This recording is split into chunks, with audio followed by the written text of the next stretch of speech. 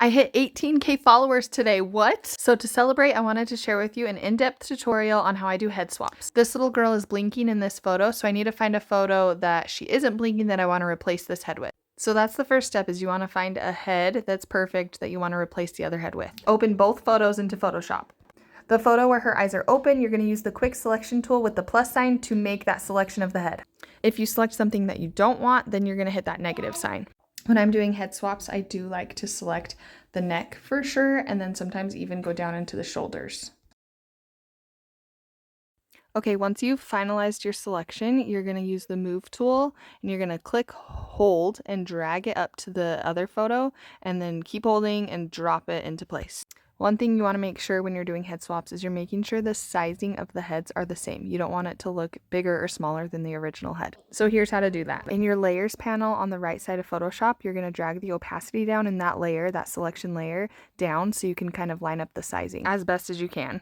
I'm also going to use the free transform in the edit drop-down menu to adjust the head size. Okay, with head swaps, a lot of the times the head angle is off just a little bit. So a huge tip is going to the edit drop-down menu again and going to transform and then distort. Doing this, it's going to give you that freedom to just move the head to the perfect spot.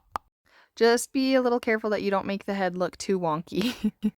Now that we got it in a good spot and a good angle, we're going to use the history brush tool to just clean up the outline of the new head. And this is going to bring back the previous photo. So you have to be careful that you're not erasing everything that you just did.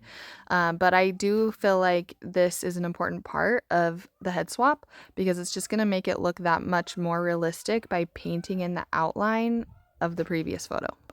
I'm not doing it around the whole entire head, just some of the spots that look a little funny that it needs a little more blending.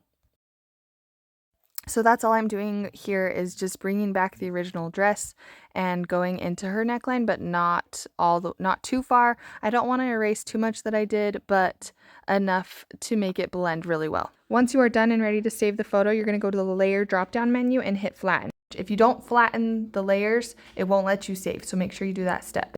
I hope this tutorial was helpful. Like and follow to learn more.